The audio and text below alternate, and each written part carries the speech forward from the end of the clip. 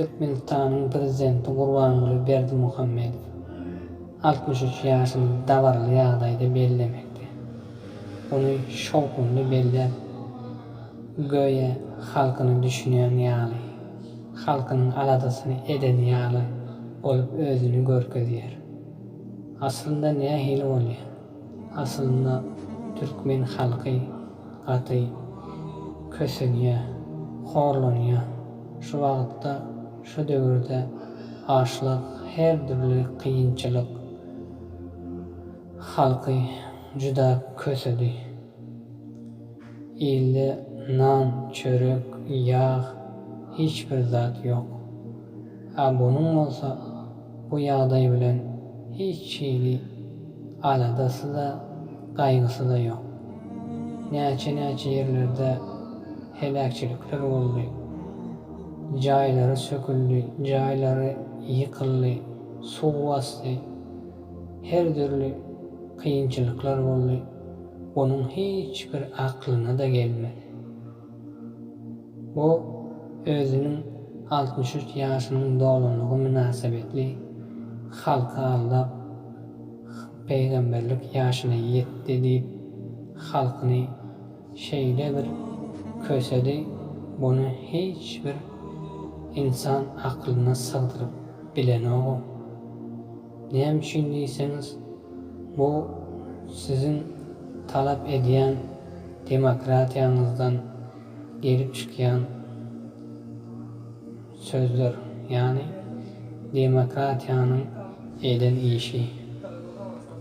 Demokratiýada ýaşaýan, demokratiýany halayan insanlar mana böyle bolýar. Aslında demokratiýada erkinlik, her bir insan erkin olmalı diye, her kim bilenini etmeli diye. Yani Allah'tan korkmaya. Bana bakın, nähili zatda bolýar.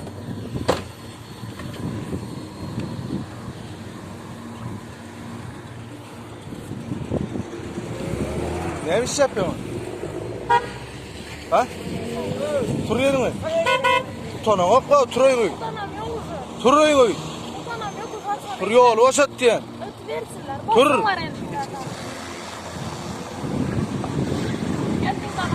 Yetişik diyen. Çık yolu. Sana diyen ha, kıra çık diyen ha. Kıra çık diyen. Varın da çık. Tur yerden tur. Tur bar öýüňe. Ene yol ortasında oturup sana. He? Geç okuna geç. Neme de kardı? Neme yolun üstünde oturup sana? Doydum uşu. Neme de doydum? Doydum uşu. Hemme zaten zırhından doydum uşu. Var nerede yaşadın? Boşuna şu içinde koysana var. Var.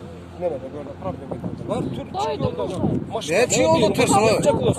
Kaksın. Doydum uşu çıvayken. Sen bir- İş sonra barasan iş vermediler. Öy sonra barasan öy vermediler. Kaçan ayıcı kişinin yaşında yaşamalı. Kaçan ayıcı bir manat kolun üstünde, nanın üstünde oruç edip yaşamalı. Kaçan ayıcı hükmet bilen çekeleşmeli. Bir başını yatacak olursan yolun üstünde. Bir beçem öldürüp yediler. İkincini mi öldürmeyecek var? Bu doydum uşu. Kim alar veriyor beçim? Ha? Kaytarıp yatan temperatura oturan bir kepik pulum yok elimde daralmaya. Son şu maşinler sana kömek edeceğim. Hükmet yeden Erin var erin diysen onu Yok. Ana erin bari bunu ne köçe sana. İşleyen yok. İşçisin ne hemen? Sen yan gelinlerim iş yapmıyor o şunu. Ben hem işlep yürüyen. İşçi de andı. Sen nerede yaşadın? Hükümetten ni de var onu. Hükmet işlenmese kanı işleyelim. Solarım hükümet iş canı o. Kafede Şahsına onda iş da yapsa dedi bilemiyorum. Beşem iş koluna adam tapmadım. Şu an üçün öyle oturdum.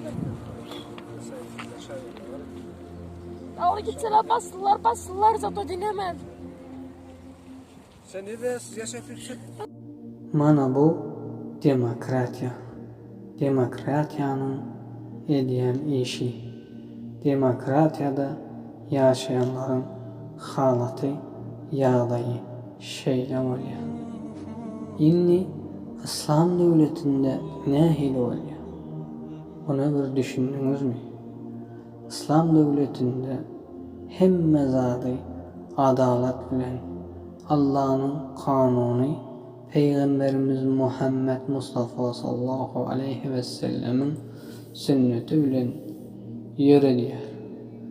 İslamda hiçbir insana zulüm edilmeye, hiçbir insanın hakkını yemeye, hiçbir insan böyle arsızlık, işsizlik, horlukta yaşamaya. Allah'ın kanunu, peygamberimizin sünneti bilen ol bagıtlı yaşayışta yaşaya. Bize İslam devletisiz yaşayışımız yaşayış bolmaya. Sebebi İslam'da adalet, her bir zada adaletli çözüyen çözüm var. Esselamu aleyküm ve rahmetullahi ve berekatuhu.